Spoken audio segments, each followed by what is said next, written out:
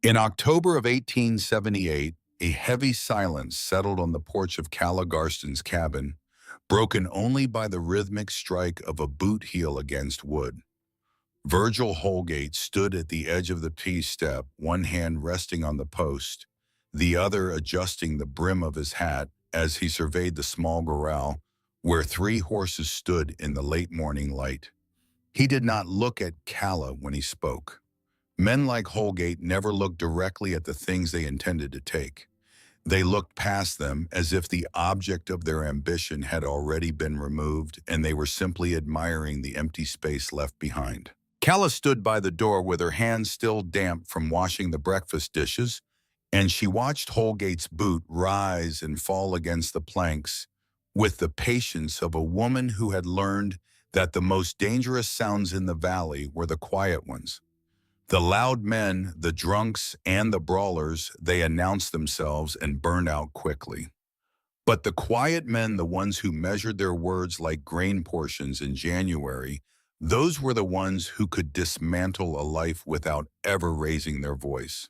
Virgil Holgate was the quietest man in the territory. He was 52 years old, built like a fence post weathered to iron hardness, and he owned the largest cattle operation in the valley. He had not inherited it.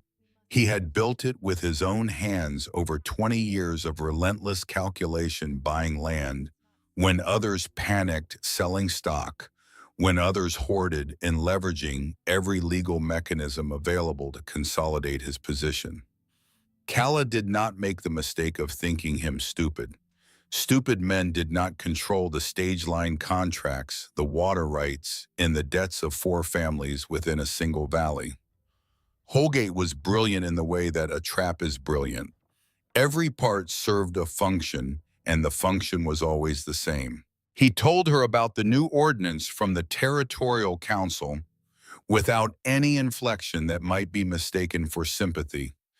Wolves had taken 4 foals from the northern pasture in a single week, and the local authorities had decided that any livestock not secured inside a registered fortified structure by the first hard frost would be confiscated for the regional stage line. Her 3 horses were considered a public hazard. Their presence attracted the pack closer to inhabited areas.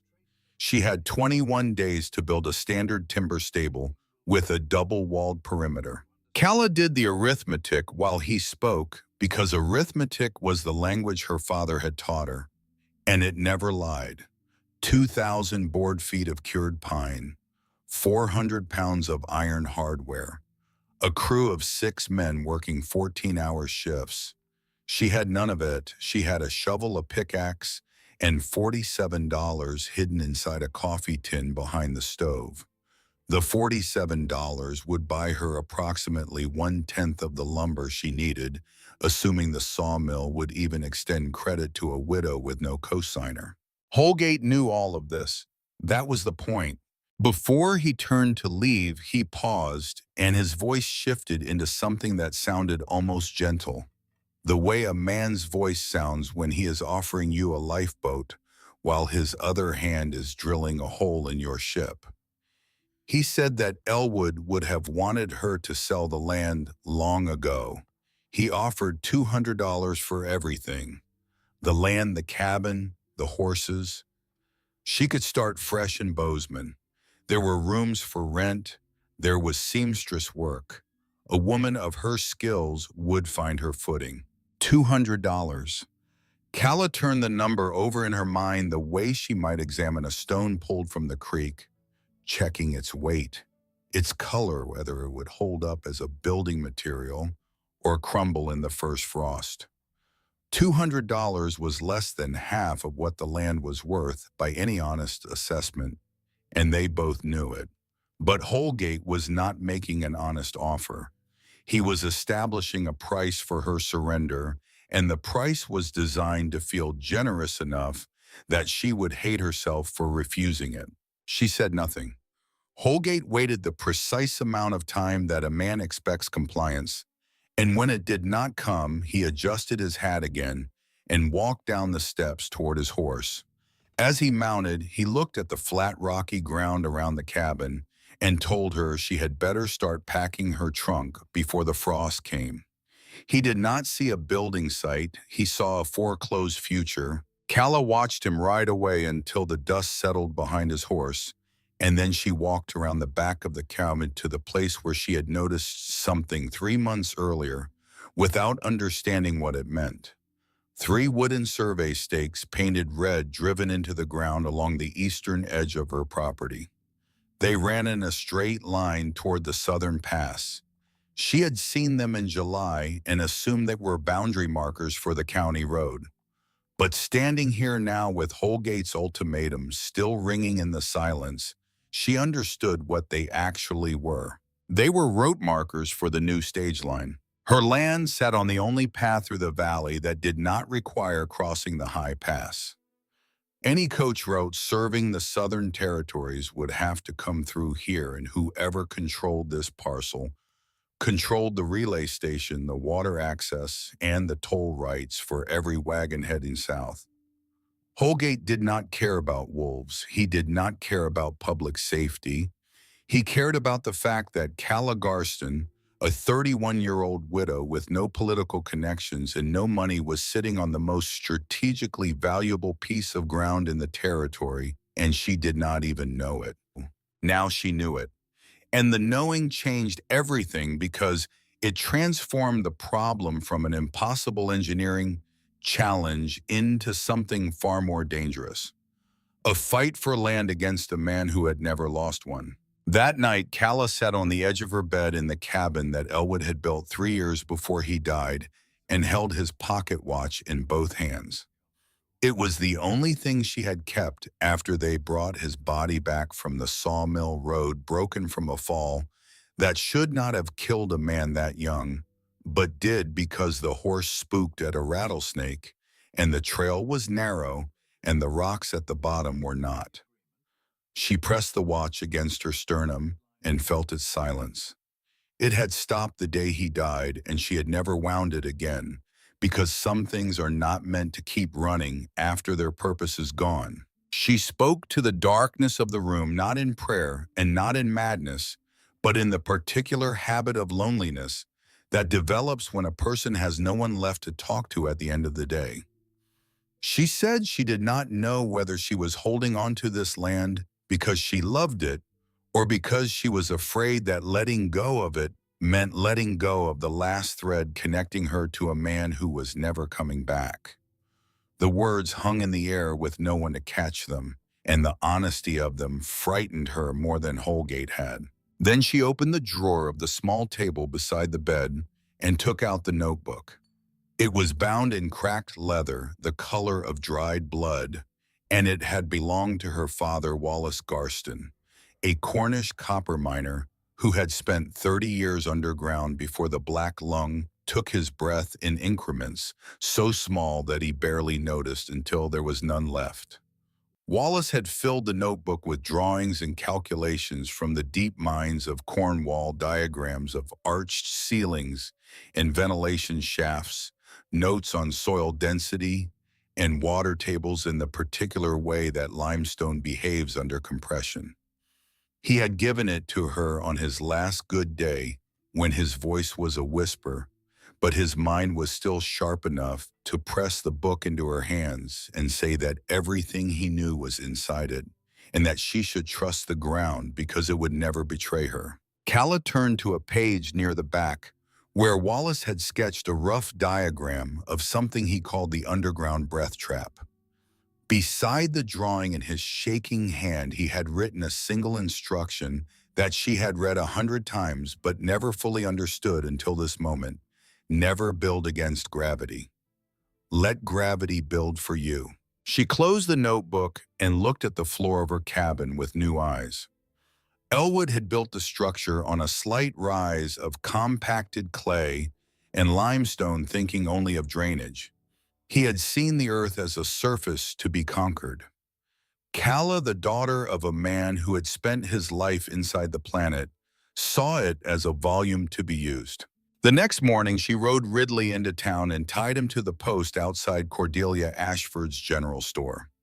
Cordelia was 55 years old, built square and practical, with gray hair pulled back so tight it seemed to be holding her entire face in a permanent expression of assessment.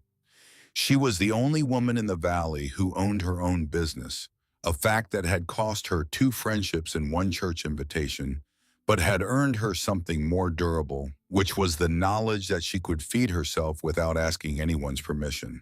Calla walked the aisles and selected rope 2 iron buckets and a roll of canvas tarp. She brought them to the counter and asked Cordelia to put them on credit. Cordelia's hand paused over the ledger. She did not look up immediately, and when she did, her eyes carried the specific weight of a woman who wants to say yes, but cannot afford the consequences. Cordelia told her plainly, if she extended credit to Calla Holgate would call in the loan on the store before Christmas. It was not personal, it was arithmetic. Cordelia owed Holgate $300 from when she expanded the storeroom 2 years ago, and the terms of that loan included a clause that allowed him to demand full repayment at any time for any reason. Selling to Calla on credit would give him exactly the reason he needed. Calla understood.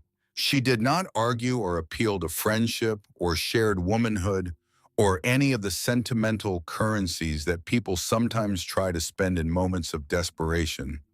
Instead, she looked around the store and noticed the pile of rusted buckets and frayed rope in the corner, the inventory that had been sitting unsold for months because no one in the valley needed secondhand hardware when the sawmill sold new. She made Cordelia a proposition. She would take the old stock, the things nobody wanted, and pay for them by fixing the leaking roof that had ruined 2 bags of flour the previous week. No cash, no ledger entry, no paper trail for Holgate to follow. Cordelia considered this with the careful silence of a woman who has survived 20 years of frontier commerce by never making a decision faster than necessary. Then she nodded. As Calla gathered the rusted buckets and walked toward the door, Cordelia called after her. She asked Calla whether she was building a stable or digging her own grave. Calla did not turn around. She shifted the buckets to her other hip and said that it might be both, and the bell above the door rang behind her as she stepped into the street. Over the next 2 days, Calla mapped the ground beneath her cabin floor. The footprint was 24 feet by 18, resting on a perimeter of dry stacked stone. Below that lay a dense layer of frost-resistant clay that descended 8 feet before hitting bedrock. She spent the nights calculating cubic yardage. To house 3 horses comfortably, she needed a space 12 feet wide, 20 feet long, with a ceiling height of at least 7 feet. That meant moving nearly 1,700 cubic feet of earth. She did not start by digging a hole in the yard where anyone could see it. Instead, she lifted the heavy planks at the center of her living room floor and lowered the first bucket into the darkness. The plan was simple in concept and brutal in execution. She would excavate a vaulted chamber directly beneath her cabin, large enough to shelter the horses through the winter, invisible from the surface, ventilated through a system that would make the animals undetectable to both predators and men. On the 3rd evening, she was carrying 2 buckets of excavated clay to the creek behind her property at dusk when she nearly collided with a man standing motionless on the path. Roscoe Selkirk was 63 years old with a white beard that hung to his chest and a back curved from decades of bending over stonework. He lived alone at the far end of the valley in a 1-room cabin that he had built himself from river rock, and he spoke to other people approximately twice a month, usually to buy tobacco at Cordelia's store. He had been a bridge builder for the Union Army during the Civil War, constructing the stone arches that carried supply wagons across rivers in the Shenandoah Valley, and after the war he had come west to find a place where nobody would ask him to build anything ever again. Roscoe looked at the 2 buckets. He looked at the direction Calla had come from, which was the cabin and not the garden. He looked at the color of the clay blue-gray, and dense, the kind that sits 6 feet below the surface. not the brown topsoil that a woman might collect from ordinary gardening. Then he looked at Cala's face, and she saw in his eyes the specific recognition of a man who understands earth the way a musician understands sound. He asked her what she was digging beneath her house. He said it plainly without accusation or curiosity, the way one tradesman asks another about a project in progress. Calla stood frozen on the path with the buckets pulling at her shoulders and the full weight of her secret exposed by two handfuls of the wrong-colored dirt. But Roscoe did not threaten her. He sat down on a boulder beside the creek and told her that if she was building an underground vault, she should not use a semicircular arch.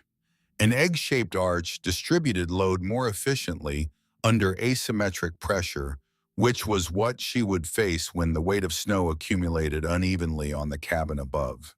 He had built 3 bridges on that principle at Shenandoah, and not one of them had fallen. Calla did not know how to respond. This was not the conversation she had expected to have with anyone, let alone a hermit she had spoken to perhaps 4 times in 3 years. She asked him why he was helping her. Roscoe explained without sentiment. Holgate had taken the path through his land the previous year by convincing the council to designate it a public road, the only piece of quiet Roscoe had ever owned, and Holgate had driven a wagon route through the center of it. Roscoe did not help Calla because he felt sorry for her. He helped because anything that cost Holgate sleep was compensation for what Holgate had taken. But he set limits. He would review her plans, but he would not dig a single shovelful. He told her to bring her sketches to his cabin, and he would tell her where the structure would fail. That night, Calla carried Wallace's notebook to Roscoe's cabin by lamplight. The old man sat at his table and turned the pages, slowly studying the drawings, with a silence that Calla recognized as respect. When he reached the page with the underground breath trap, he stopped for a long time. He asked if her father had been a Cornish miner, and Calla nodded. Roscoe closed the notebook and said that Cornish miners built as if they expected to die underground at any moment, and that was why their work outlasted them. He took a stick and drew 3 modifications in the dirt floor of his cabin, 3 small adjustments to Calla's design that she memorized before the lines faded. On the 5th day, Colton Ludlow rode up to Calla's cabin on a chestnut mare that belonged to Holgate's stable.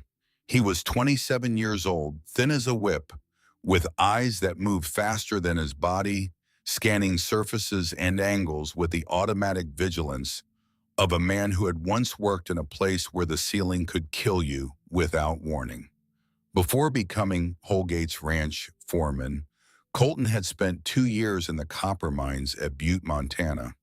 He had quit after a tunnel collapse killed 3 of his friend's men, whose names he still carried in his sleep, and he had brought with him out of the darkness both a fear of underground spaces and a knowledge of how Earth behaves that he could not unlearn no matter how hard he tried. Holgate had sent him to check on Calla's progress. Colton dismounted and looked around the property with the practiced assessment of a man reporting to his employer. No lumber, no framing, no construction of any kind. He knocked on the cabin door. Calla opened it calmly, her hands brushing clay dust from her apron. She told him she was cleaning the floors. Autumn moisture made the boards mildew. Colton looked down at the threshold and saw a smear of fine blue-gray clay on the sole of Calla's boot. It was not surface mud, it was deep earth, the kind you only encounter when you dig well below the frost line. His entire body went rigid with recognition. 2 years underground had taught his eyes to read dirt the way a sailor reads water. And what he saw on Calla's boot was a message that said excavation in progress as clearly as if she had posted a sign. He looked at Calla, she looked at him. Neither of them spoke.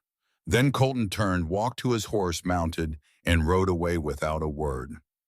Halfway down the road, he stopped his horse and sat motionless for a long time, staring at the valley, as if the landscape itself might tell him what to do with what he knew. On the seventh night, the earth betrayed Calla for the first and only time.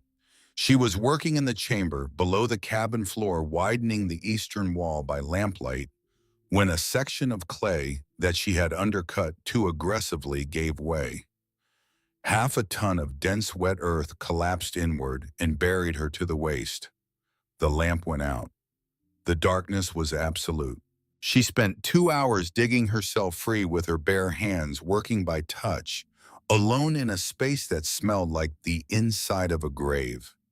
The clay was cold and heavy against her legs, and every handful she clawed away seemed to be replaced by the shifting weight of the earth above, as if the ground itself had decided that she did not belong here and was slowly, patiently pressing her out. When she finally pulled herself up through the opening in the floor, she did not stand. She lay face down on the wooden planks with her arms outstretched and her cheek pressed against the grain, and she breathed in the smell of the cabin smoke and coffee and the faint ghost of Elwood's tobacco that still lived in the wood after 2 years. Her body was trembling with a frequency that had nothing to do with cold and everything to do with the sudden, overwhelming knowledge that she had almost died alone beneath her own house, and no one in the valley would have known until the smell told them. She lay there for 15 minutes, not thinking, not praying, just lying on the floor of her cabin, wanting to quit. $200, a room in Bozeman, seamstress work. She could wind Elwood's watch and start it ticking again and pretend that the sound meant something. She could let Holgate have the land and the hisses and the survey stakes and the stage line contract and every dream that Elwood had planted in this soil before the soil took him back. 15 minutes of genuine total surrender. Then she heard Penny. The yearling standing in the corral outside let out a soft whinny. Not alarmed, not hungry, just the small sound that a young horse makes when it is calling for the person it trusts, the way a child calls out in the dark, not because anything is wrong, but because it needs to know that someone is still there. Calla did not get up because she was brave. She got up because Penny needed to be fed in the morning, and if Calla stayed on this floor, no one would feed her. That was all. Not heroism, responsibility. She walked outside, gave Penny a handful of oats, pressed her forehead against the yearling's warm neck, and stood there until her hand stopped shaking. Then she went back inside, opened Wallace's notebook, and recalculated the angle of the eastern wall. The next morning, she described the collapse to Roscoe. He did not offer sympathy. He asked which wall had failed. Calla pointed on the sketch. Roscoe nodded.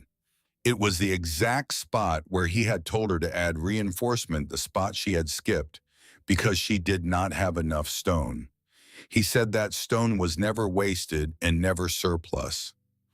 He told her to do it right or not at all, and the hardness in his voice was not cruelty, but the particular kindness of a man who knows that comfort kills faster than criticism when the stakes are structural. 3 days after the collapse, Calla was moving earth at dusk when she found Colton Ludlow standing at the tree line and watching her. He stepped forward, silent for a full minute, then spoke. He told her she was digging too close to the eastern edge. The clay there was thin. 2 more feet and she would hit a groundwater pocket. Calla waited. Colton explained. He had known since the clay on her boot. He had not reported to Holgate, not out of compassion, out of a specific anger that had nothing to do with Calla and everything to do with the way powerful men use regulations to steal from the powerless.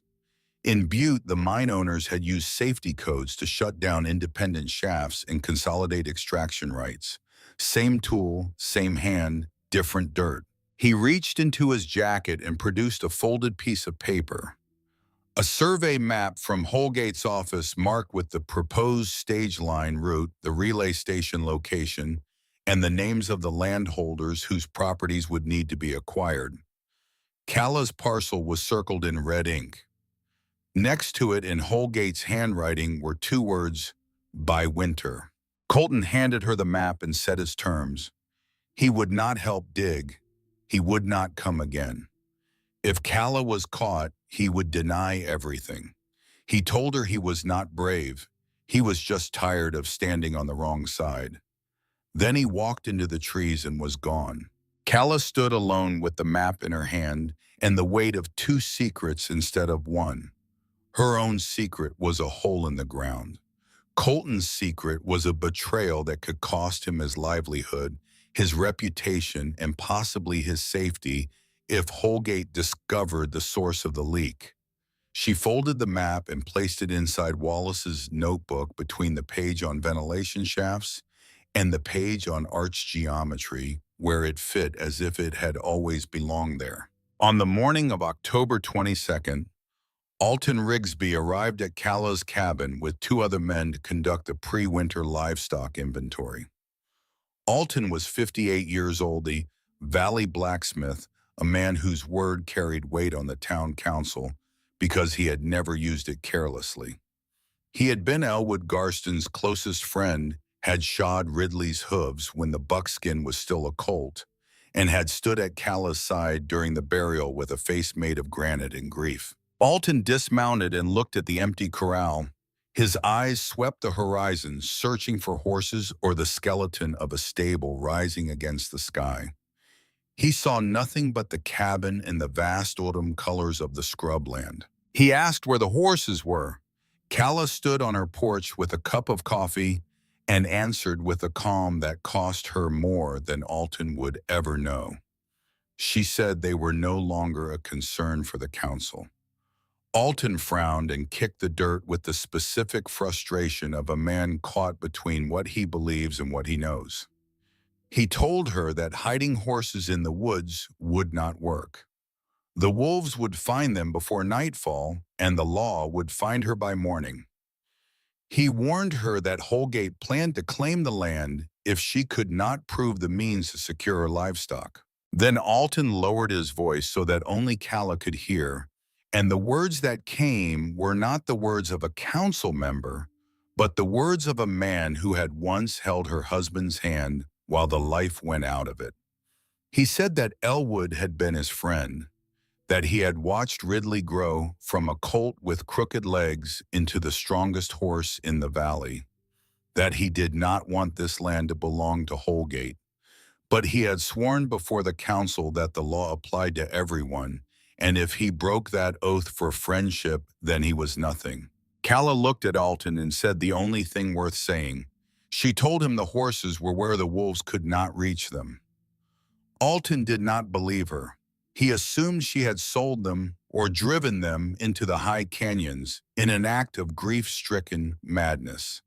He wrote in his ledger that the property was free of livestock and therefore in compliance with the letter of the ordinance, though he added a private note that the owner was likely destitute and would not survive the season. He did not notice the faint rhythmic vibration beneath his boots as he walked across the porch.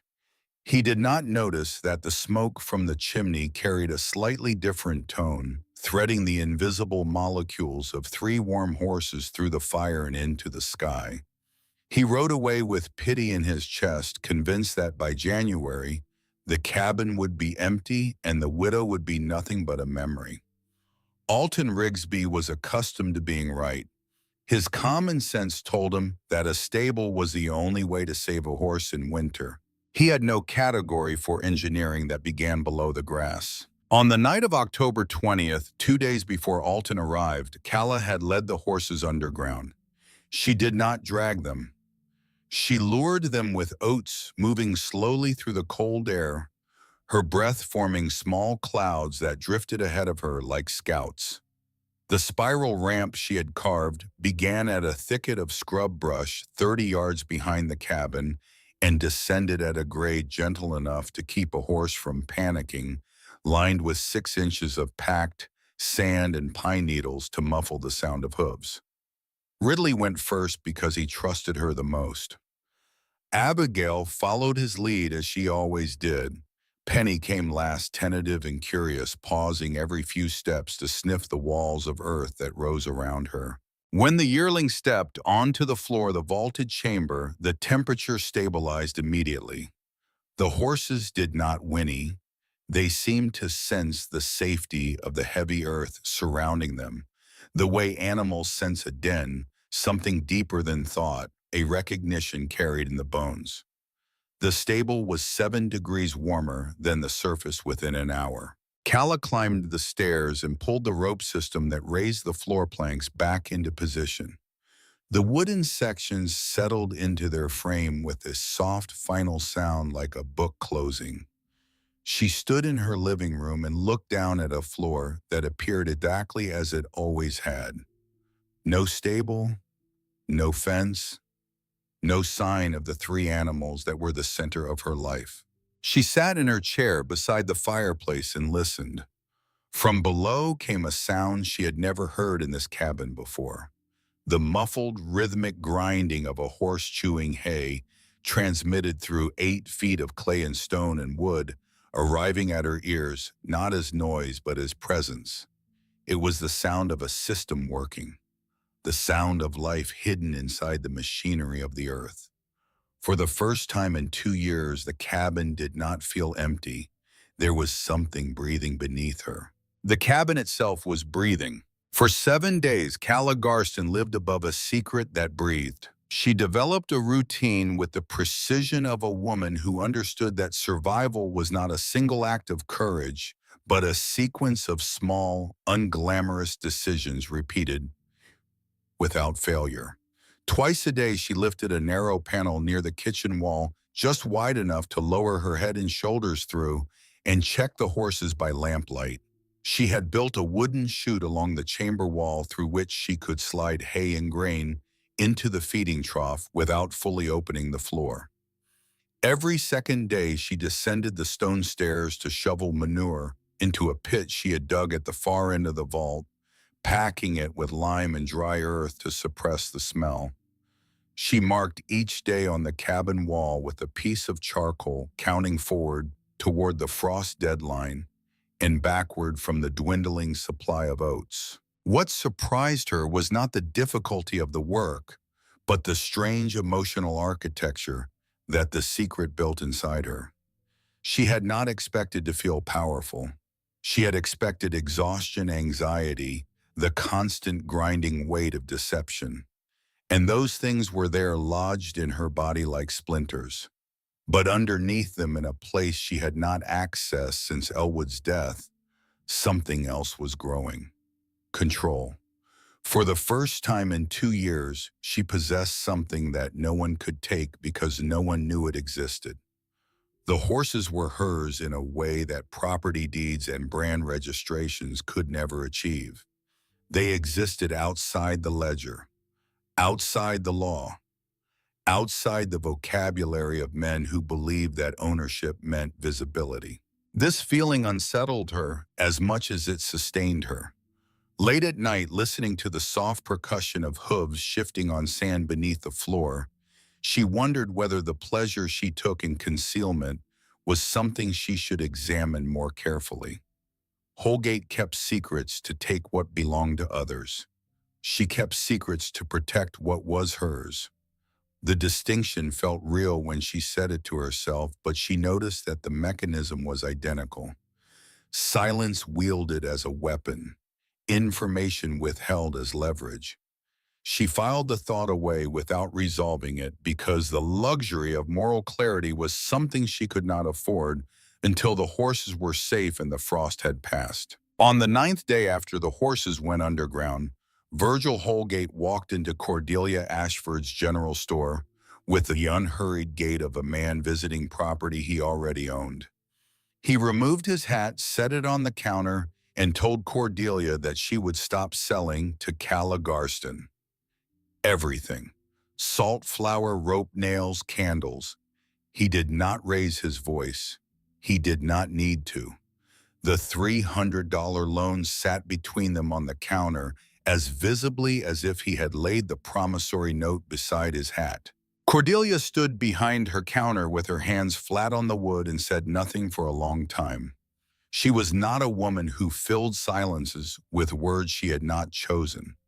She had run this store for 11 years after her husband died of typhoid, and she had done it by understanding a principle that most people learn too late, that in a small community, commerce was not about goods and prices, but about allegiances, and every transaction was a declaration of which side you stood on. She told Holgate that Calla had already paid for everything she had taken.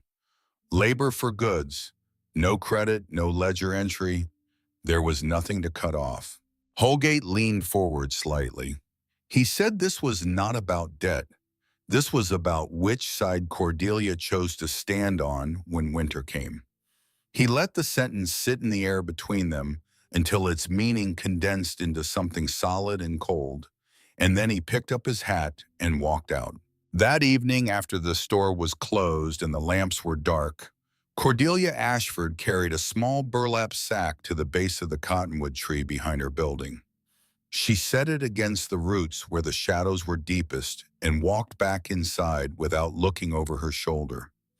Inside the sack were 5 pounds of salt and a new coil of rope.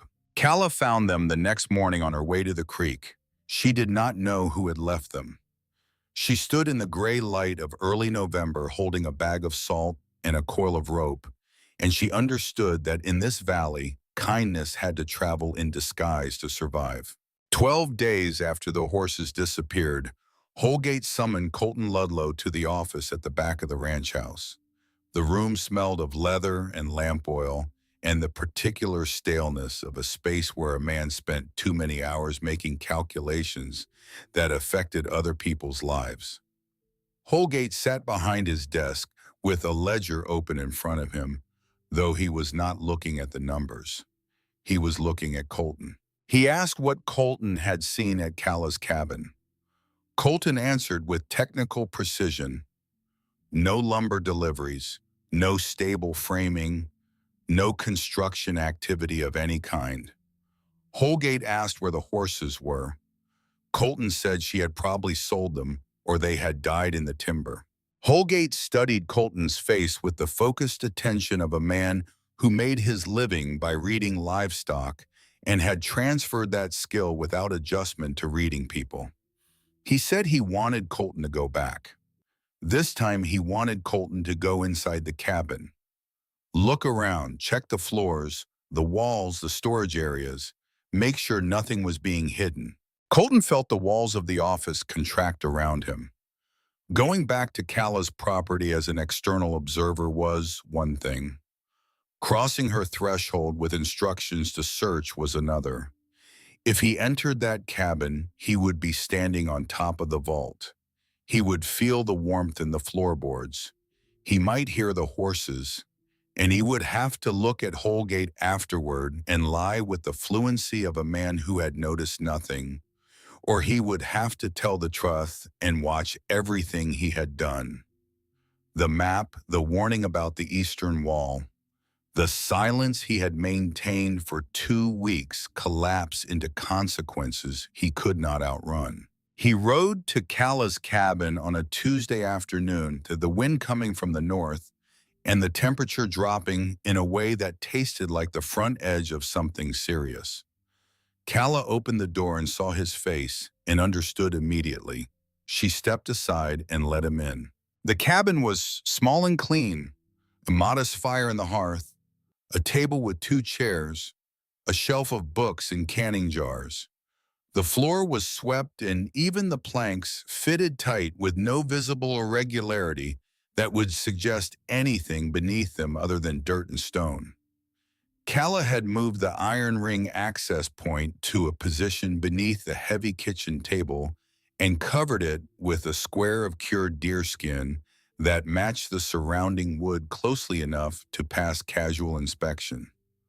Over the deerskin, she had placed a cast iron pot filled with dried beans, heavy enough to discourage anyone from moving the table on a whim. Colton walked the perimeter of the room slowly. He looked at the walls. He looked at the windows. He looked at the fireplace where he noticed that the rear wall of the chimney had been modified with a series of stone baffles that did not match the original construction, but whose purpose would be invisible to anyone who had not spent time underground thinking about how air moves through confined spaces. He stopped in the center of the room. Calla stood by the kitchen table with her arms crossed, watching him with an expression that was not defiant but patient, the way a person watches a storm approach when they have already decided not to run. Then Penny shifted her weight. 8 feet below the floor, the yearling moved from one foot to the other on the sandbed, and the redistribution of 400 pounds of living animal through the compacted substrate produced a vibration so faint that most people would have attributed it to the wind shaking the cabin frame or the natural settling of old wood. But Colton Ludlow was not most people. He had spent 2 years in tunnels where the difference between a safe ceiling and a collapsing one was measured in vibrations exactly like this: tiny rhythmic pulses transmitted through solid material, the signature of mass in motion beneath a surface that appeared stable. His eyes met Calla's across 5 feet of air and 7 feet of earth, and the entire weight of a decision that would define both of their lives for years to come. She did not speak. She did not breathe. She watched his face and saw the recognition move through it like a crack spreading through glass, slow enough to follow, fast enough that it could not be stopped. 5 seconds, the longest 5 seconds of Colton Ludlow's life and the longest 5 seconds of Calla Garston's. Colton broke the gaze first. He turned toward the door, walked through it, mounted his horse, and rode back to Holgate's ranch without looking back. When Holgate asked what he had found, Colton said there were no horses and nothing notable. The widow was living like a woman waiting to die. Holgate grunted and returned to his ledger, satisfied for the moment. That night, Colton sat on the edge of his cot in the bunkhouse and held his hands in front of his face. They were shaking, not with fear, but with the particular tremor that comes from having committed an irreversible act. He had chosen, not out of courage, not out of loyalty, not out of any principle he could name with confidence. He had chosen because when his eyes met Calla's across that room, he had seen something he recognized from the mines. The look of a person who has decided to trust the ground beneath them, even though the ground has already tried to kill them once. He had worn that look himself in Butte in the weeks before the collapse, and no one had seen it, and 3 men had died. He would not look away from it again. In the first week of November, Cordelia Ashford did something that she knew would change the terms of her existence in the valley. She walked to Calla's cabin after dark, carrying a cloth sack that contained 2 bags of oats. Horse feed. She was bringing horse feed to a woman who, according to the official record, owned no horses. The act itself was an admission that Cordelia knew Calla's secret, or at least suspected it strongly enough to bet provisions on it. Calla opened the door and saw Cordelia in the sack, and for the first time in weeks, her face changed into something that was not strategy or vigilance or endurance, but simple, uncomplicated gratitude. She smiled. It lasted 3 seconds, and then her face reassembled itself into the careful mask she had learned to wear. But Cordelia had seen it, and the seeing was enough. Cordelia said she did not know where the horses were and did not want to know. But horses needed to eat, and Virgil Holgate was not God, no matter what he believed about himself. She set the oats inside the door and then delivered the second thing she had brought, which was not in the sack but in her voice. She told Calla that Holgate had filed a petition with the Territorial Council to seize Calla's land after the first frost. The grounds were not the livestock ordinance. The grounds were economic non-viability. A homesteader without horses had no means of transport, no ability to plow or haul, no capacity to maintain a working claim. The council could revoke the homestead grant and reassign the parcel to a claimant who demonstrated the resources to develop it. Holgate had already submitted his application as the replacement claimant. Calla stood in the doorway with the oats at her feet and felt the ground shift beneath her in a way that had nothing to do with the vault. She had spent 3 weeks learning how to hide the horses. Now she realized that hiding them might destroy her as effectively as losing them. If she could not prove the horses existed at the right moment, Holgate would take the land through paperwork instead of force, and the result would be identical. She would lose everything, not because the system had defeated her, but because she had defeated herself, built a secret so perfect that it could not be revealed without destroying its own purpose. The problem had inverted completely. She no longer needed to figure out how to keep the horses invisible. She needed to figure out exactly when to make them visible again. Too early, and Holgate would find a way to challenge the vault, condemn it, force its destruction. Too late, and the land petition would go through before anyone could verify that she still possessed the means to work her claim. The window was narrow, and she did not yet know where it was. Cordelia watched Calla's face process this information and saw something she had rarely seen in another person, the visible recalculation of an entire strategy in real-time, priorities reordering themselves behind the eyes with the speed and precision of a mechanical loom, changing patterns. Cordelia said nothing more. She touched Calla's arm once briefly and walked back into the darkness toward town. 3 days before the storm, Calla visited Roscoe Selkirk for the last time. She asked him to come down into the vault, the only time he would agree to descend. The old man climbed down the stone stairs with a slowness that was not weakness but deliberation, placing each foot as if the steps were made of information and he was reading them.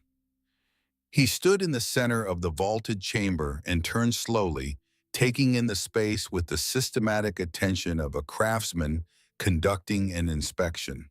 The three horses watched him from their stalls with the incurious calm of animals that had adjusted to their underground world. Roscoe ignored them. He walked to each wall and pressed his palm flat against the clay, feeling for moisture, for softness, for the subtle give that would indicate structural weakness. He produced a small hammer from his coat pocket, the same hammer he had carried in the Shenandoah 30 years earlier, and tapped the keystone of each arch, listening to the sound the way a doctor listens to a heartbeat. Dense, solid, no hollowness. He checked the 3 modifications he had recommended, the adjustments Calla had made after the collapse. They were executed with a precision that surprised him. He ran his fingers along the joint where the egg-shaped arch met the supporting wall and found no gap, no shimmy, no compromise. He climbed back up into the cabin and stood in the middle of the room looking down at the floor that concealed 3 horses in a feat of engineering that he would not have believed possible if he had not touched it with his own hands. He said that her father would have found 3 flaws. He had found 2. That meant either she was better than him or he was too old to see clearly. He did not specify which option he believed. He walked to the door, paused, and said one more thing without turning around. He told her the arches would hold. Whatever came, the arches would hold. He stepped into the fading daylight and did not come back. His role was finished. Everything he knew how to give, he had given. The rest belonged to Calla and the weather. November arrived not with a roar, but with a sudden and profound drop in pressure that stained the sky the color of a bruised plum. By the afternoon of the 14th, the temperature had fallen 40 degrees in 6 hours, a meteorological event that would later be recorded as the Great Frost of 1878. One of the most severe cold snaps in the documented history of the Montana Territory. The air itself seemed to thicken, becoming a medium that conducted cold directly through clothing, through walls, through the skin, and into the marrow, as if winter had decided to stop negotiating with the surface of things and go straight to the center. While the rest of the valley scrambled to reinforce surface structures, nailing boards over gaps and piling straw against walls that had never been designed to withstand this kind of assault, Calla remained inside her cabin, maintaining a modest fire in the hearth. She was not calm. She was operating in the space beyond calm, the territory that exists on the other side of every fear you have already faced, where the body continues to function, not because the danger has passed, but because it has been accepted so completely that it no longer produces the chemical urgency of panic. The wolves came down from the high timber in a pack of nearly 30. They were not hunting for sport. They were hunting with the desperate efficiency of animals whose metabolic equation had been thrown into crisis by a cold snap that had killed their usual prey before they could reach it. They needed the caloric warmth of living bodies, and they followed their noses toward every source of animal heat in the valley. From her window, Calla watched the first wolf trot through her frozen corral with its nose trembling, searching for the scent of the 3 horses that Holgate had been so certain she had abandoned. The animal moved with a fluid, purposeful gait, sweeping its head from side to side, reading the air for the molecular signature of prey. Its paw passed directly over the spot where Abigail was standing 8 feet below, separated from the predator by layers of compacted clay limestone and the thermal barrier that Wallace Garston had sketched in a notebook 30 years ago, and his daughter had built with her bare hands in 21 days. The wolf found nothing: no scent of manure, no musk of animal sweat, no sound of hooves shifting. The underground breath trap performed with an efficiency that Calla had hoped for but had never been certain of until this moment. The intake duct buried below the frost line pulled fresh air pre-warmed by the Earth's constant temperature into the chamber. The exhaust was scrubbed by charcoal and flame in the cabin's fireplace.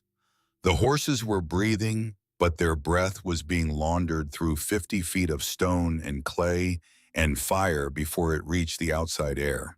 But then 3 wolves stopped at the cabin door. Calla heard claws scraping against wood, a sound that reached into a part of her brain older than language.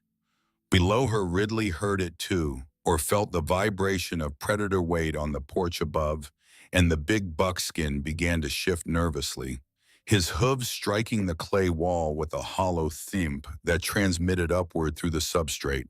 Calla did not hesitate. She lifted the kitchen panel and descended into the vault in darkness, leaving the lamp above because the light might spook the horses further. She moved by memory through the chamber until her hand found Ridley's neck. The horse was trembling. His muscles were rigid beneath the coat, and his breath came in short, panicked bursts that filled the enclosed space with moisture and heat. Calla pressed her body against his shoulder and spoke to him in the particular tone that her father had used with the pit ponies in the Cornish mines, a low, continuous murmur that was not words but rhythm, a human heartbeat translated into sound. For 2 hours she stood in the dark beneath her own floor, one hand on Ridley's neck and the other braced against the stone wall, listening to wolves scratch and pace above her head. The sound came through the earth, transformed but unmistakable weight moving across wood claws, finding purchase in frozen grain, the occasional low vocalization that traveled through the cabin frame and arrived in the vault as a hum that Calla felt in her sternum more than heard in her ears. Abigail stood motionless in her stall, her survival instinct telling her that stillness was safety. Penny pressed herself against Calla's hip and stayed there, drawing comfort from contact the way all young creatures do when the world above them becomes hostile. When the scratching finally stopped and the wolves moved on to search elsewhere, Calla climbed back to the surface and found that her fire had burned low. She rebuilt it with shaking hands, and as the flames caught, she felt the system reassert itself. The draft pulled air through the horizontal duct from the chamber below, threading the warmth and scent of 3 horses through the fire, incinerating the evidence before it could reach the sky. The floor beneath her feet was warm to the touch. Outside, the blizzard finally unleashed itself. 3 feet of dry crystalline snow fell in 14 hours, sealing the valley under a blanket of white that acted as a final layer of acoustic and thermal insulation. For 4 days, the cabin was an island of silence in a white void. The horses below generated heat that kept the floor from freezing. The fire above generated draft that kept the horses from suffocating. A closed loop of mutual survival that required nothing from the outside world except patience and the physical laws that Kala had bet her life on. On the 5th day, the silence broke. Kala heard them before she saw them, voices ragged and hoarse carrying across the snow with the desperate clarity of sound in frozen air. Then the heavy, irregular percussion of a horse in agony, its hooves punching through crusted snow with a rhythm that spoke of exhaustion beyond recovery. Virgil Holgate appeared through the drifts with 2 of his ranch hands behind him. His face was blackened with frostbite across the nose and both cheekbones, and his eyes had the wide, unfocused quality of a man who has been awake for longer than his body can sustain. He was leading a single gelding that shook so violently its joints cracked with each step. Behind them, visible in the distance through the blowing snow, was the wreckage of Holgate's main stable. The standard timber construction, pine walls and shingled roof built to the exact specifications of the Territorial Council's ordinance had failed. The wind had found the gaps. The snow had bowed the roof. The wolves had dug through the drifts and breached the doors. What remained was a geometry of broken wood and frozen death. Kala saw Holgate's face as he crossed the last 50 yards to her porch, and what she saw there was not anger. Not yet. What she saw was the specific devastation of a man confronting the failure of a system he had believed in absolutely. He had built his stable by the book. He had enforced the book on others, and the book had killed his livestock, including Sovereign, the $400 Kentucky mare, whose frozen body lay in the wreckage with her eyes still open, a monument to the difference between compliance and competence. Holgate pounded on Kala's door with a fist that could barely close. When she opened it, the heat from the cabin struck him with physical weight.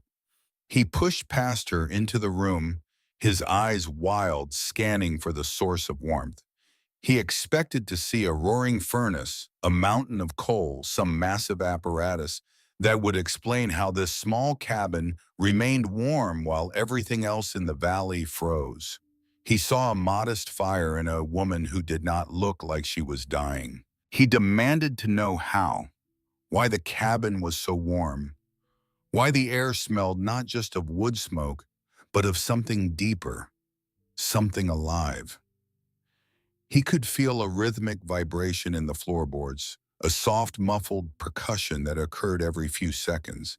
He did not know it was Penny shifting her weight on the sand below. Alton Rigsby had come with Holgate. The blacksmith crossed the room and knelt, placing his palm flat against the planks.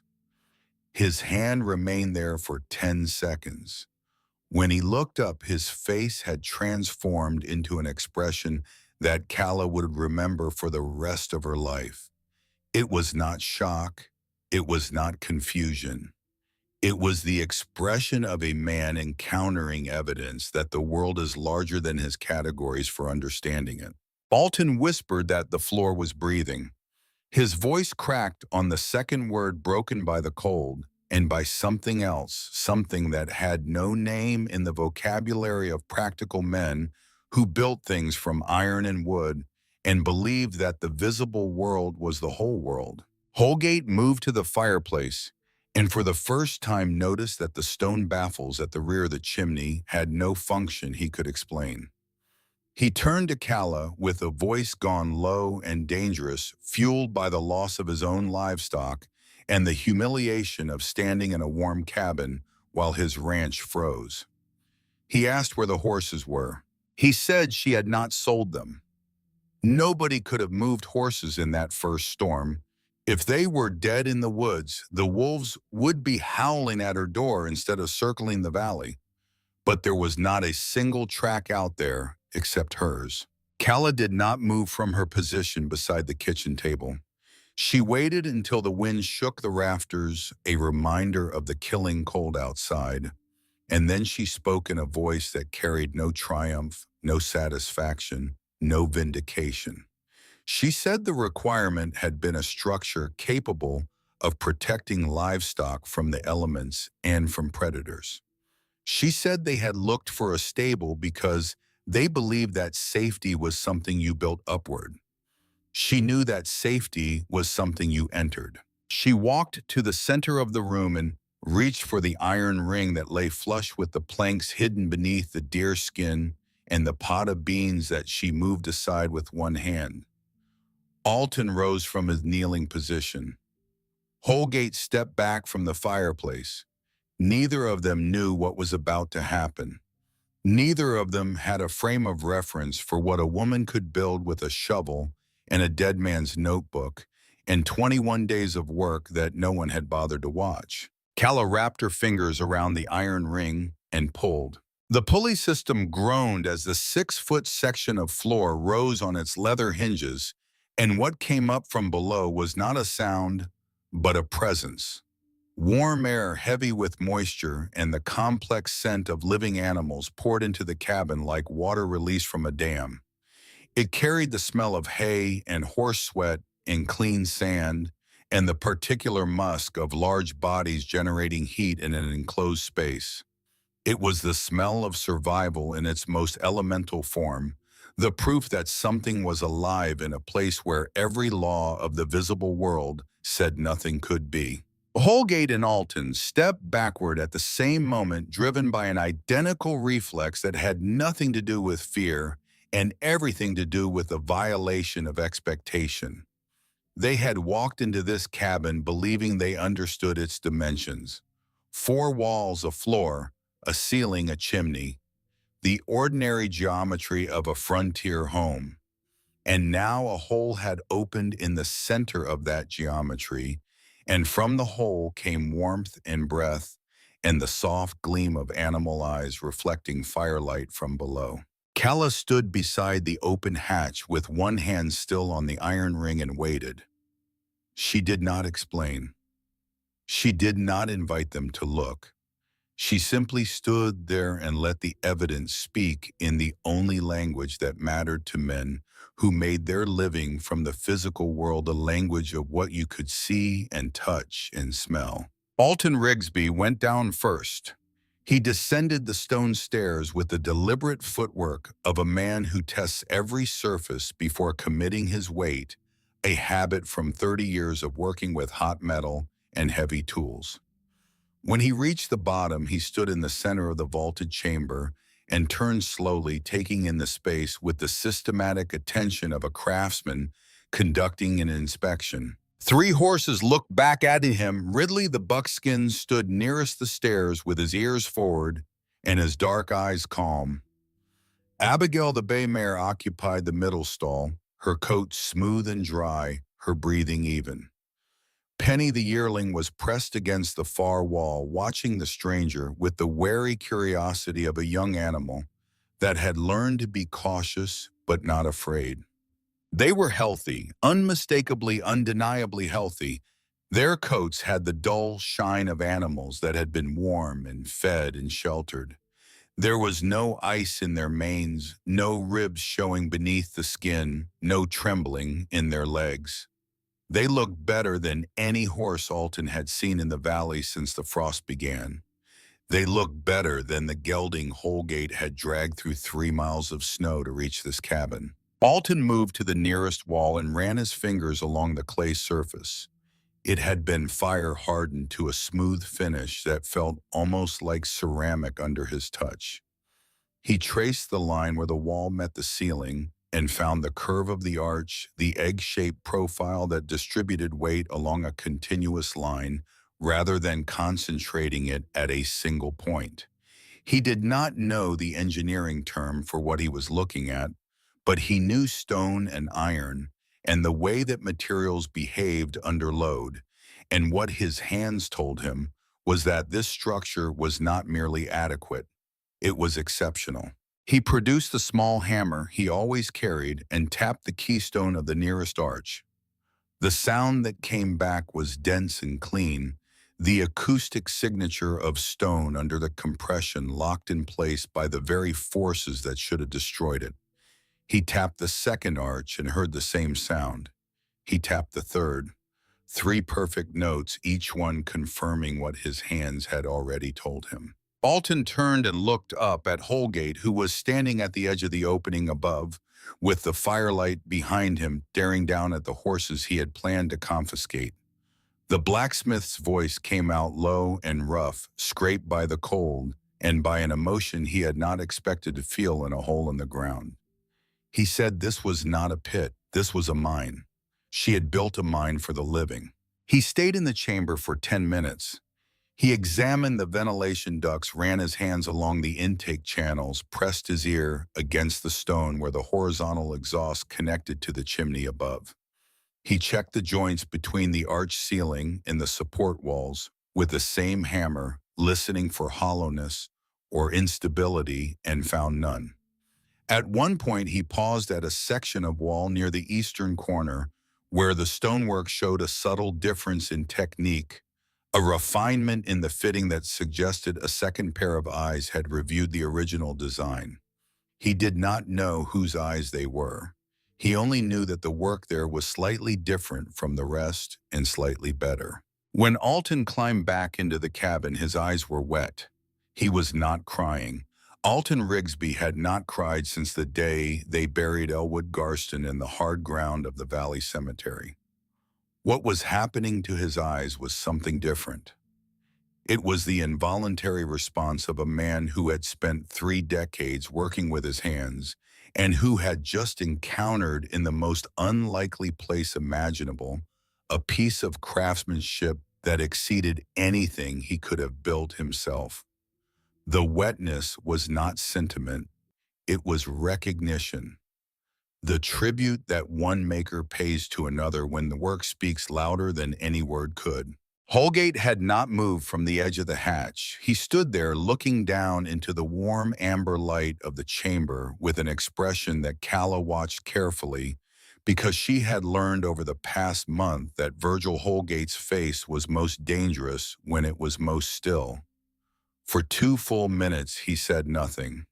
The fire crackled behind him. The wind pressed against the cabin walls. Below, Penny shuffled on the sand, and the soft sound rose through the opening and dissipated into the room. What Holgate saw in that chamber was not 3 horses. What he saw was the complete and irreversible destruction of the argument he had used to justify everything he had done for the past 6 months. The ordinance, the deadline, the confiscation threat, the land petition. All of it had been built on a single premise that Calla Garston could not protect her livestock and therefore could not maintain her claim and therefore had to go. And now he was looking at livestock that was warmer, safer, and healthier than anything on his own property. The premise had not just failed, it had been inverted. His standard stable had killed his animals. Her illegal vault had saved hers. Holgate turned away from the opening and walked to the door without speaking. He stepped outside into the killing cold, mounted the trembling gelding, and rode back toward his ranch through 3 feet of snow. He did not look at Calla. He did not look at Alton. He looked straight ahead at the white distance, and whatever calculation was running behind his eyes, he kept it to himself.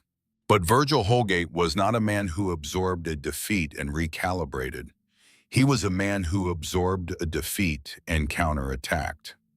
By the next morning, he had ridden through the snow to the town hall and filed a formal complaint with the territorial council. The document, written in his careful hand, alleged that Calla Garson's underground structure was unregistered, non-compliant with building standards, and posed an imminent risk of collapse that endangered both the livestock inside and the occupant above. He requested that the council order the vault demolished and the horses seized.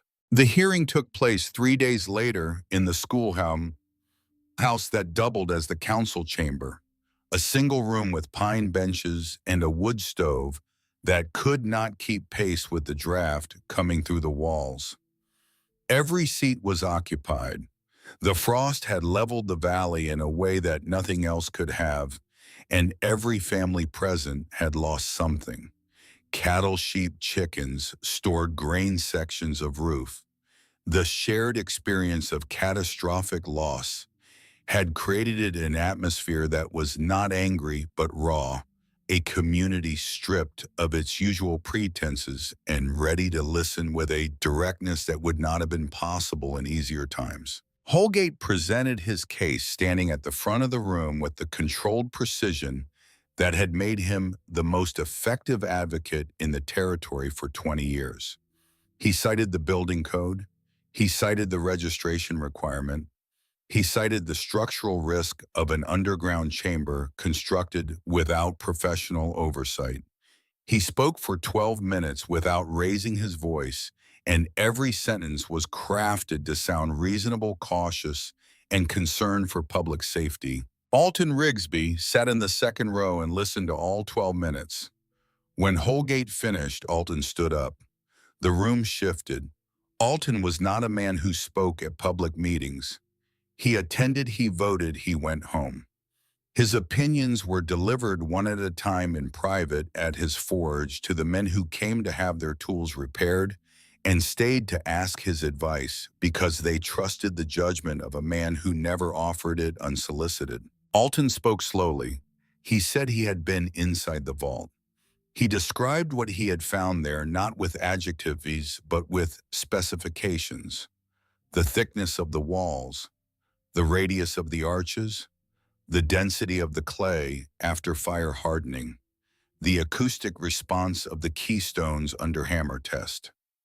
He spoke in the language of materials and forces, the language that every rancher and farmer in the room understood, because their lives depended on knowing whether a beam would hold or a wall would stand.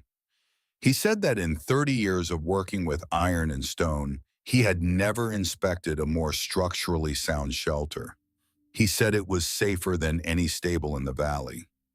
He paused and then added that this included the stable that had collapsed on Holgate's property. The room did not react. There was no gap, no murmur, no turning of heads. There was only the silence of 20 people absorbing a fact that rearranged their understanding of what had happened during the frost and who was responsible. Alton sat down. Cordelia Ashford stood up from the back bench. She was not a council member and had no official standing to speak, but Cordelia had been selling provisions to every family in the room for a decade. And the economy of a frontier community runs on credit and trust, and Cordelia held both. She said she had lost 2 dairy cows in the storm. Her neighbor had lost 4 sheep. The Patterson family had lost their entire flock of chickens, all of them housed in structures that met the council's standard. The only person in the valley who had not lost a single animal was Calla Garston, and the men in this room were talking about destroying the only thing that had worked. Then Cordelia turned to face Holgate directly. She was a woman who had survived frontier widowhood by knowing exactly when to speak and when to stay silent, and she had judged that this was a moment for speaking. She said that everyone in the room knew why Virgil wanted Calla's land. She said the survey stakes were not a secret. She said the stage line route was not a secret. She said the only secret in this valley had been buried under Calla's floor, and it turned out to be the one thing that actually saved lives. The word she used was not greed. She did not accuse Holgate of dishonesty. She simply laid the facts on the table the way she laid goods on her counter, organized and priced, and let the buyer draw their own conclusions. The effect was more devastating than any accusation could have been because it came from a woman who had never spoken against Holgate publicly, whose neutrality had been a fixed feature of the Valley's social landscape for a decade, and whose decision to break that neutrality told the room everything it needed to know about how badly the ground had shifted. Holgate's face went red. It was the first time Calla had ever seen color in that face that was not calculated. He looked around the room for allies and found something worse than opposition. He found recalculation. The men and women who had deferred to him for years were looking at him with the particular expression of people revising a long-held opinion in real time. They were not hostile. They were simply seeing him clearly, perhaps for the first time, and what they saw did not match the story he had told them about himself. The council voted 4-1 to dismiss Holgate's complaint. They added a new provision to the building code: underground livestock shelters would be recognized as compliant structures, provided they passed a structural inspection conducted by a qualified tradesman. Alton Rigsby volunteered to serve as the first inspector. The provision was entered into the territorial record that afternoon, written in the same ledger that contained the ordinance Holgate had used to threaten Calla 6 weeks earlier. Calla walked out of the schoolhouse into the cold afternoon light and stood on the steps for a moment, breathing air that tasted different than it had when she walked in. Not warmer, not easier, just different. The air of a woman who had been told she could stay. The consequences unfolded in the order that consequences always do in small communities, beginning with the people closest to the center and radiating outward. Holgate fired Colton Ludlow 3 days after the hearing. He offered no specific reason. He simply told Colton that he did not keep people he could not trust, and the sentence carried enough weight that Colton did not ask for clarification. Colton packed his belongings, which fit into a single canvas bag. A change of clothes, a knife, a hammer, and the accumulated silence of a man who had spent 2 weeks carrying a secret that could have destroyed him. He rode out of Holgate's property on a borrowed horse and stopped at Calla's cabin on his way south. He did not go inside.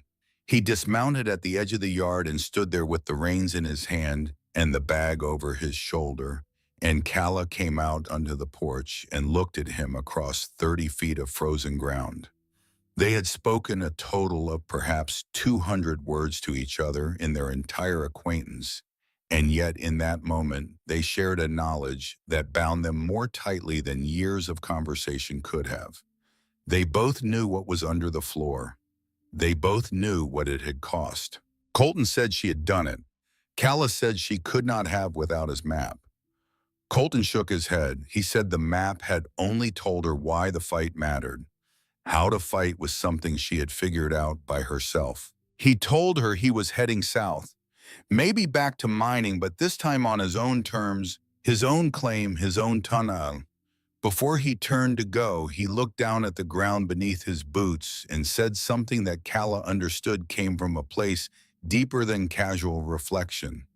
He said that in Butte he had feared tunnels because they had buried his friends alive.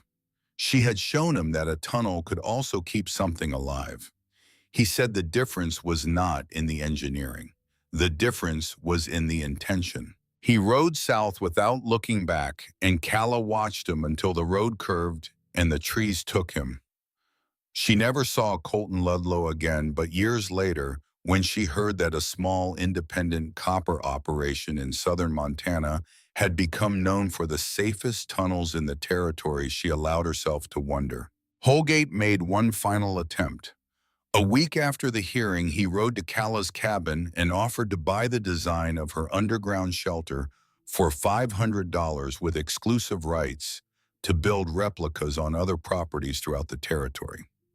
It was a significant sum more money than Calla had seen in aggregate over the previous 3 years, and Holgate presented it with the confident generosity of a man who believed that everything had a price and that the only question was finding the right number. Calla stood on her porch in the thin winter sunlight and told him no.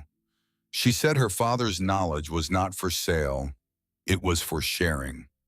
Holgate absorbed this the way he absorbed all information, filing it away in whatever internal ledger governed his understanding of the world.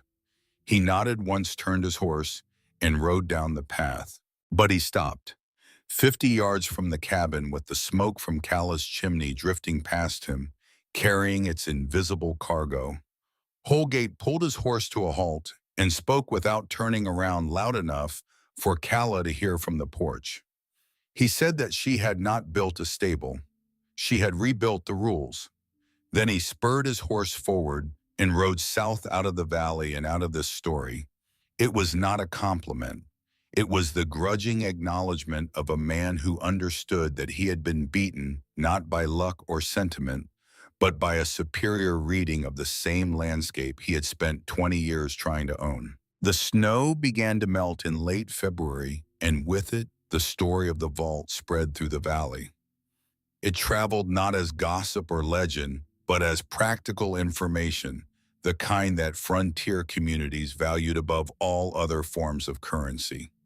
Neighbors who had watched Calla hauling dirt to the creek with pity in their eyes now arrived at her cabin with notebooks and measuring tapes. They wanted to know the ratio of clay to lime for fire hardening. They wanted to understand the geometry of the chimney baffles. They wanted her to walk their land and read the slope and tell them where to dig. Calla did not charge for the knowledge, but she did not give it away with sentiment either. She treated each consultation as an engineering engagement. She examined soil samples. She measured gradients. She calculated thermal mass requirements based on the number and size of animals to be sheltered. She spoke in the specific, unadorned language of a woman who had learned that precision was a form of respect, both for the person asking and for the work itself. Cordelia Ashford was her first formal client, not for livestock, for inventory. The blizzard had destroyed a third of Cordelia's stock when the store roof partially collapsed under the snow load. Cordelia wanted a storage vault beneath the shop built on the same principles as Calla's shelter. Calla designed it over 2 evenings at Cordelia's kitchen table, sketching plans on brown paper with a pencil that Cordelia sharpened twice. The payment was store credit, unlimited within reason for the following year. Calla recognized the symmetry and suspected that Cordelia did too. The woman who had refused her credit in October was hiring her in March. The debt and the repayment had traveled a complete circle, and neither of them mentioned it because some things are better honored by silence than by acknowledgement. Alton Rigsby began visiting Calla's cabin once a month, not for inspections, but for coffee. He would ride up on Saturday mornings, tie his horse to the post, and sit on the porch if the weather was fair, or at the kitchen table if it was not, and they would talk about the things that interested them both. The tensile properties of wrought iron, the compression behavior of limestone at different moisture levels, the proper way to temper a chisel for cutting stone versus cutting wood. These were not romantic conversations.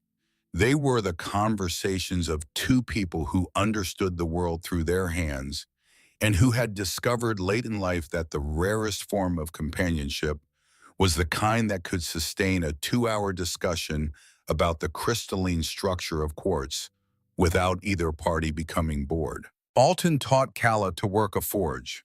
She was a natural, which did not surprise him, because the skills that made a good blacksmith, patient spatial reasoning, the ability to see the finished form inside the raw material, were the same skills that had built the vault. Calla taught Alton to read soil. She showed him how to determine clay density by squeezing a handful and counting the seconds until the first crack appeared, how to predict the depth of bedrock by the species of plants growing on the surface, how to tell whether a slope would drain or pool by the color of the stone at its base. By the following autumn, 7 other ranches in the valley had begun excavating Cala-style vaults beneath their homes. The investment of social capital was complete. The woman who had been marked for exile had become the unofficial architect of the valley's resilience. The term that appeared in the territorial records was the frontier sub-stable system, though the locals never called it anything but Cala's vault. The wolves returned the following winter as they always did, but they found the valley changed.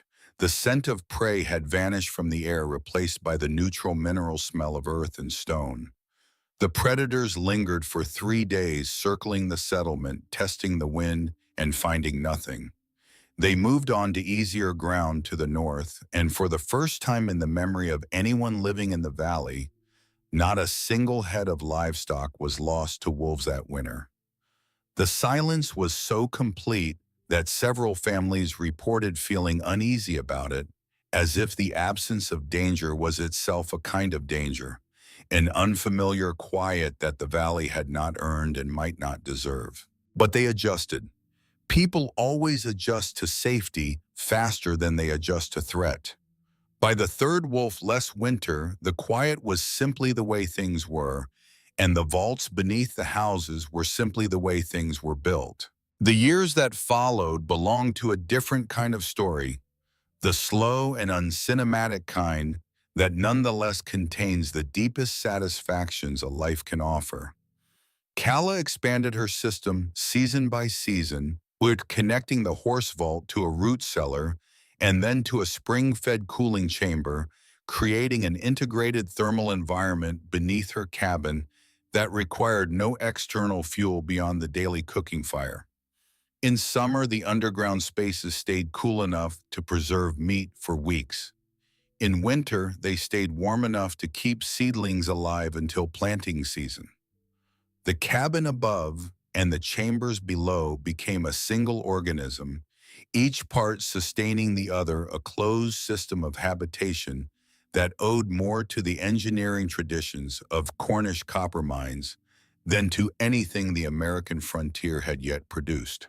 By 1895, the practice of housing livestock in integrated underground structures had become the standard for high-altitude ranches throughout the Montana Territory, and the mortality rates for cattle, horses, and sheep during the brutal winters of the late 19th century dropped by margins that agricultural historians would later describe as statistically extraordinary. Cala's vault was not the only factor, but it was the origin point, the proof of concept that had persuaded a skeptical community to look at the ground beneath their feet and see something other than dirt. Alton Rigsby remained Cala's closest friend for the rest of his life. He never married again after his wife had died in the cholera year of 1873, and Cala never remarried after Elwood, and the two of them existed in a relationship that the valley understood without needing to name. They were two people who had found in each other the specific kind of recognition that most people search for and never locate, the experience of being seen not for what you represent, but for what you can do. When Alton died in the spring of 1902, Cala forged the iron cross for his grave herself. She heated the metal in the forge he had taught her to use, shaped it on the anvil where he had spent 30 years hammering horseshoes and hinges, and the small essential hardware that held a community together. The cross was simple and heavy, made of the same wrought iron that Alton had loved for its honesty, a material that could not pretend to be anything other than what it was. At the base where the cross met the stone mount, she carved a single line. He put his hand on the ground and heard it breathe. She buried the cross at the head of his grave beside Elwood's, in the cemetery on the hill above the valley, where you could see the entire sweep of the settlement, and if you knew where to look, the faint indentation in the terrain where Cala's cabin stood above its hidden chambers. Calla lived in that cabin for 40 more years. She outlived the sawmill, which closed in 1889. She outlived the stage line, which was made obsolete by the railroad in 1903. She outlived Virgil Holgate, who died in Tucson in 1911, a wealthy man who never returned to the valley. She outlived the frontier itself, watching from her porch as the territory became a state, and the dirt roads became gravel, and the gravel became pavement, and the wild horses disappeared into memory. When Calla Garson died in 1921, at the age of 74, she was buried beside Elwood and Alton in the Hilltop Cemetery, and the valley turned out in a way that it had not turned out for anyone in living memory. Not because she was famous, she was not. Not because she was wealthy, she was not that either. They came because she had taught them something that had kept their animals alive and their families warm, and because the knowledge she had shared had been given freely without contract or condition in the tradition of her father, who had believed that the earth's secrets belonged to anyone willing to learn them. The cabin stood empty for 3 decades after her death, maintained intermittently by neighbors who felt an obligation they could not fully articulate. When it was finally demolished in the mid-1950s to make way for a county road, the demolition crew expected to find rotted timbers and crumbling foundation stone.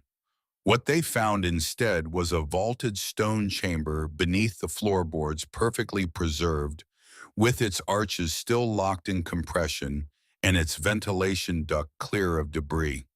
The clay walls were smooth and hard. The sand floor was dry.